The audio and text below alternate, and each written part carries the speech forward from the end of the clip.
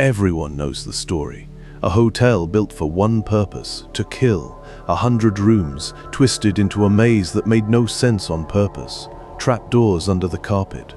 A gas chamber sealed tight enough that no one outside would ever hear a sound. Chutes greased and angled so a body could slide, silent, straight down into the basement. Some say he murdered as many as 200 people inside his walls. Tourists, servants, lovers, strangers who simply answered a room for rent ad and never walked back out. Almost none of that is true. This is the true story of H. Holmes, the man behind America's most famous murder legend and the lie that outlived him by over a century. Strip away the legend, and what's left isn't a monster. It's a con man, a fraud so ordinary, so mundane, it's almost disappointing. Until you see exactly what he built on top of it and how far the story traveled from what actually happened.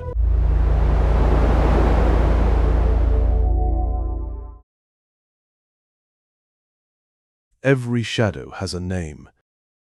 He wasn't born Holmes. That name came later, invented.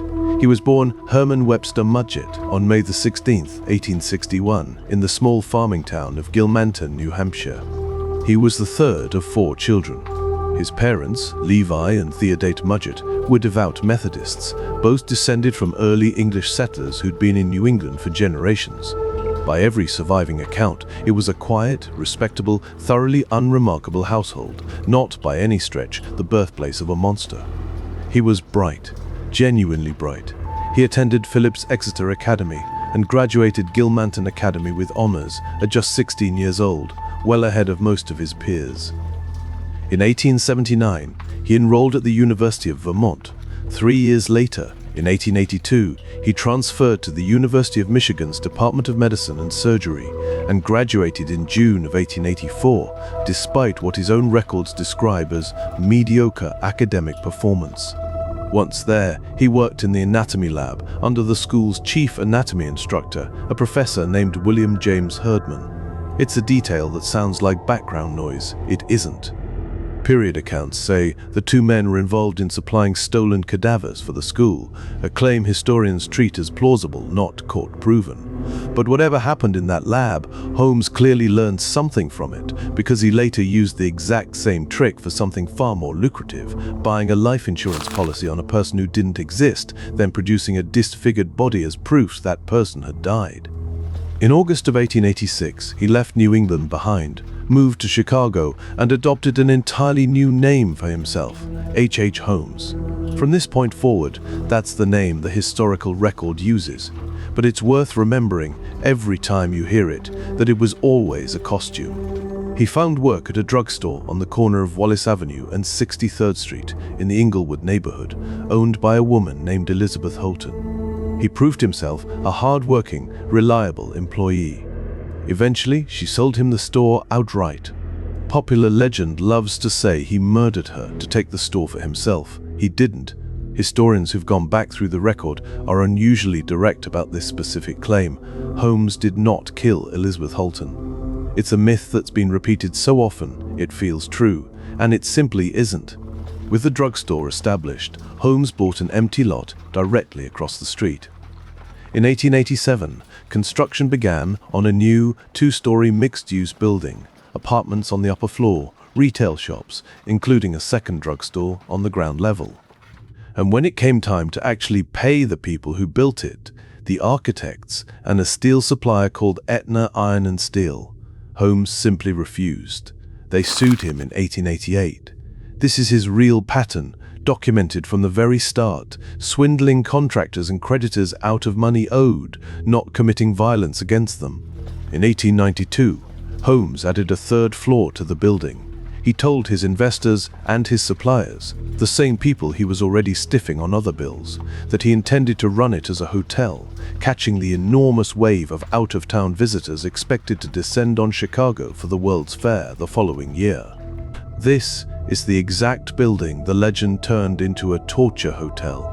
100 rooms, the story goes, arranged as a deliberate maze, doors that opened onto solid brick walls, windowless chambers with no way out, staircases built to lead absolutely nowhere. a soundproof airless gas chamber built into the walls, chutes greased so a body could slide unheard straight down to the basement, a dissection table waiting in the dark, even a kiln, supposedly, to burn away whatever was left afterward. Here's what the actual record says. The third-floor hotel was moderately sized, largely unremarkable in every way, and it was never even finished. Holmes was too busy fighting lawsuits with his own builders to complete it before the fair opened. Yes, there really were hidden rooms in the building, but what they held was furniture, ordinary furniture Holmes had bought on credit, with no intention of ever paying for it, and needed somewhere to hide from the people he owed. A later, official assessment of the property put it about as plainly as historical language ever does. The building's irregular, confusing layout was, quote, a product of fraud, rather than being designed to fulfill violent fantasies. So, his real trade was never architecture built for murder. It was insurance fraud, construction fraud, furniture bought on credit and quietly hidden away instead of paid for. It's not glamorous, it's not cinematic, it's just what actually happened. And there was one more con running the entire time, quietly, underneath everything else. He was already married, not once, repeatedly and simultaneously across multiple states, without any single one of his wives ever knowing the others existed. He married Clara Lovering back in 1878, before any of this began. Then, in 1886, he married a second woman, Myrta Belknap, while he was still legally married to Clara the entire time. His daughter with Myrta, Lucy Theodate Holmes, was born on July 4, 1889. She grew up with no apparent connection to any of it and went on to become a public school teacher. Then, in May of 1893, he introduced yet another woman, his mistress Minnie Williams, to the people around him as if she were his wife. A third overlapping relationship, running at the exact same time as the other two. And in January of 1894, he married a fourth woman, Georgiana Yoke, in a ceremony in Denver, while still legally married to both Clara and Myrta. 4 wives, all at once, all without any of them knowing the truth. So that's the real Holmes, in full, before anything else happens. Fraud, bigamy, unpaid debts stacked on top of each other for nearly a decade. But in 1894, one of his schemes stopped being just a con. For the first and only time on record, it became a murder. This is the story the record actually supports. Not a torture castle, a patient, decade-long con man, about to make the one mistake that would finally catch up with him. While Holmes was sitting in jail on a completely unrelated fraud charge, he struck up a conversation with a fellow inmate, Marion Hedgepeth, a convicted train robber serving a 25-year sentence. Holmes told him about a plan: swindle an insurance company out of $10,000 by faking his own death. In exchange, he offered Hedgepeth a $500 finder's fee, just for pointing him toward a lawyer he could actually trust with the details.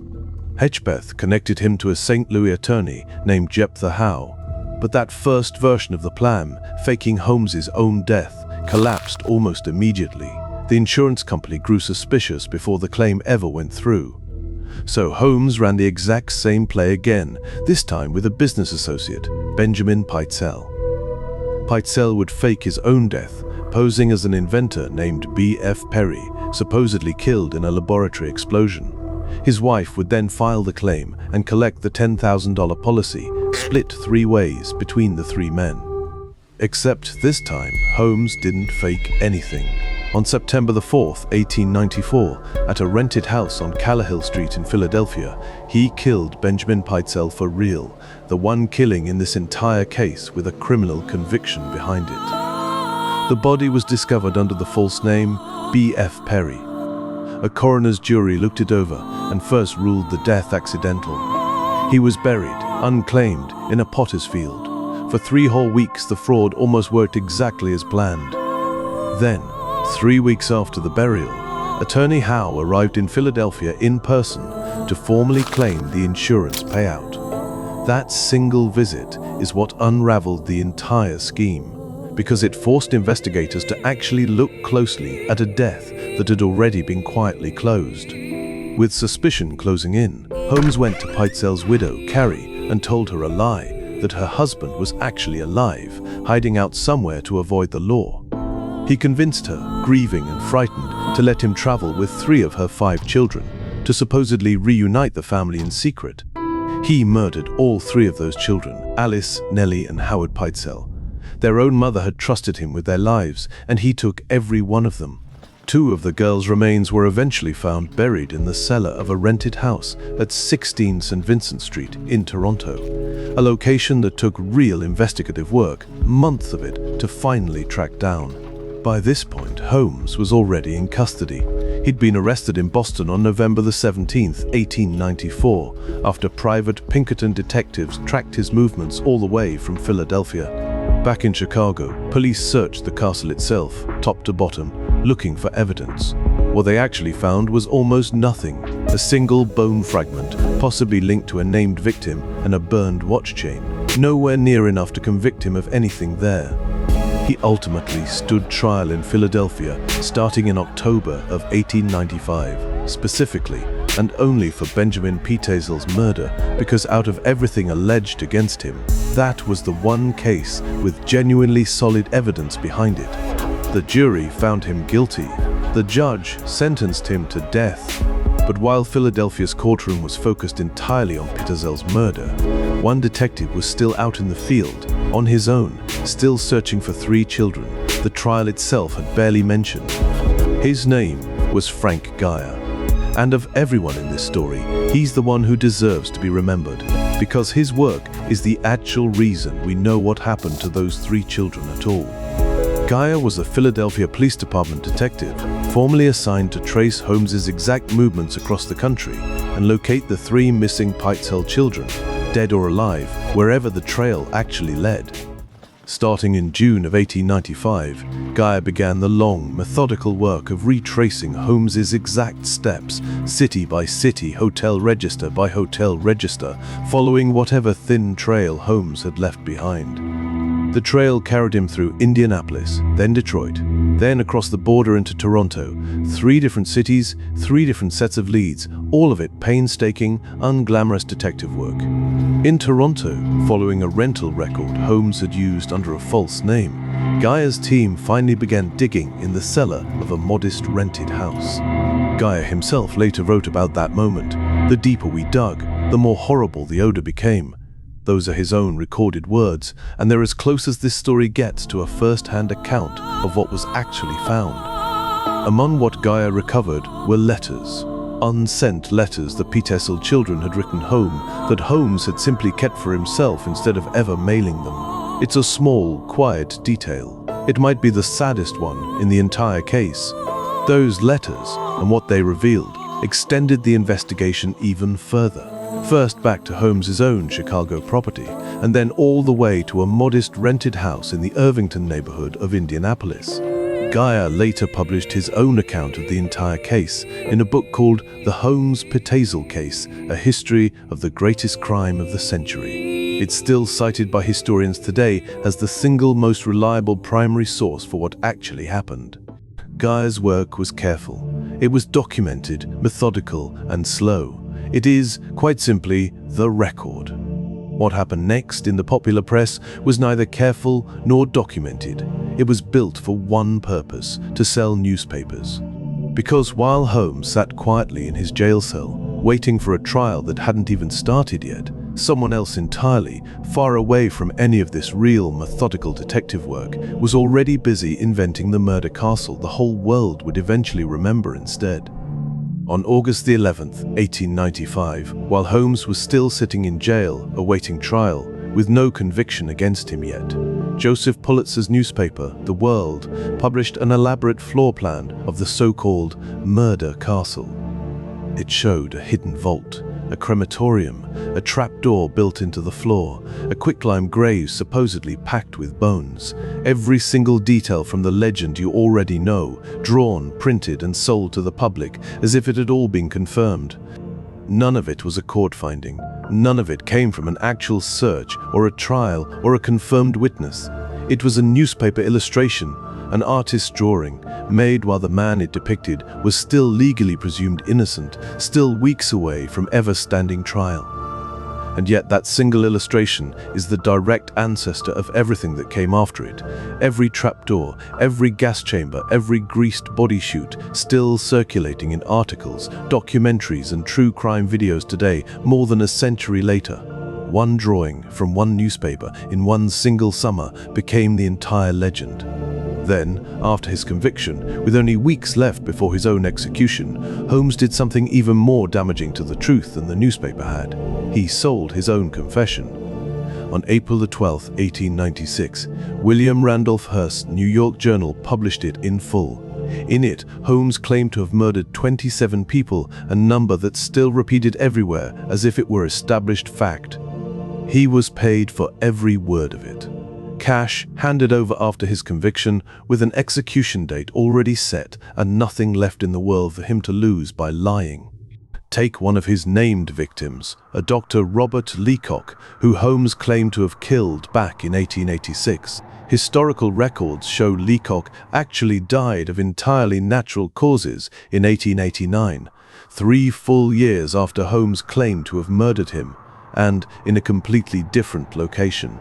Or take another named victim, a man from West Virginia known only as Rogers, whom Holmes claimed to have killed in 1888. Rogers was later found alive and well, going about his ordinary life, entirely unaware he'd apparently been murdered. And those aren't isolated mistakes. Historians who've gone through the confession claim by claim label a large portion of the rest of it either, quote, unconfirmed or, quote, highly suspect. This wasn't a careful accounting, it was a man selling a story. And yet even now, more than a century after any of this actually happened, popular retellings still repeat a sweeping, unverified range, anywhere from 20 all the way up to as many as 200 victims, which happens to be the exact number this episode opened with. What the actual historical record supports is far smaller than that. Benjamin Pitezel, his 3 children, 3 mistresses, 1 mistress's child and 1 mistress's sister. Add it up, and you get roughly 9 documented or believed victims, not 200 and not even close. Most people today know the Mays version of this story from a single, enormously popular source, Erik Larson's best-selling non-fiction book, The Devil in the White City, published in 2004. It's a genuinely gripping read, and there's a reason it stayed in Hollywood development for years, with names like Leonardo DiCaprio and Martin Scorsese attached at different points. But it's popular history. It was never a court record, and it was never a fact-check. Holmes was hanged on May 7, 1896, at Moyamensing Prison in Philadelphia, executed specifically and only for the one murder the record could actually prove, the killing of Benjamin Pitezel. He was 34 years old. Witnesses who were actually present described him as calm right up to the end, showing almost no visible fear, a detail that unsettled people at the time far more than any confessed number ever could. In his final request, he asked that his coffin be encased entirely in concrete and buried 10 feet underground, because he was genuinely afraid that body snatchers would dig him up and sell his own corpse for dissection. It's a strange, almost poetic detail. The man who spent his whole career using stolen bodies to fake other people's deaths, terrified to the very end that his own body might not stay buried. He was laid to rest in an unmarked grave at Holy Cross Cemetery in Yeadon, Pennsylvania. But the story didn't end there for everyone connected to it. Marion Hedgepeth, the informant who was later pardoned for cooperating with prosecutors, was shot and killed during a bar holdup in Chicago on New Year's Eve, 1909. Patrick Quinlan, the castle building's former caretaker, took his own life in 1914, nearly 2 decades after Holmes's own execution. His note read only 3 words: "I couldn't sleep." Relatives who spoke to reporters at the time said he'd seemed genuinely haunted for months beforehand. At the time, the Chicago Tribune reported that with Quinlan's death, quote, "the mysteries of Holmes's castle would remain unexplained forever, as if there were still some dark secret left to uncover." But by then, having watched everything you've just watched, you already know there was no real mystery left at all. Just a building built on fraud, one proven murder, and a legend that had already, by that point, grown far larger than either one. As for the building itself, It survived an unsolved arson fire in 1895 when two men were seen entering with a gas can moments before the explosion started. It was rebuilt afterward, served for decades as an ordinary United States post office branch, and was finally quietly demolished in 1938. There was never anything left inside it worth mythologizing. So here, one final time, is what actually happened. Roughly 9 documented or believed victims, 1 criminal conviction, and a mountain of fraud, paperwork, lawsuits, unpaid furniture, bigamy. That, in sheer volume, outweighs the murders themselves many times over. The murder castle was never real. It never held 100 rooms, never had a gas chamber, never hunted a single tourist at the World's Fair. But the ordinary, patient, decade-long greed that actually built the man behind it, that part is completely true. Remember the truth. Frank Geyer tracked 3 children across 3 cities with nothing but a hunch, and history barely remembers his name. That's always true here. The record is quieter than the legend, and there's always another one buried under it. 3 years before Jack the Ripper, a killer was already doing the same thing in Austin, Texas. 8 dead, never caught, almost nobody's heard of it. Every shadow has a name. Subscribe, and we'll go find the next one.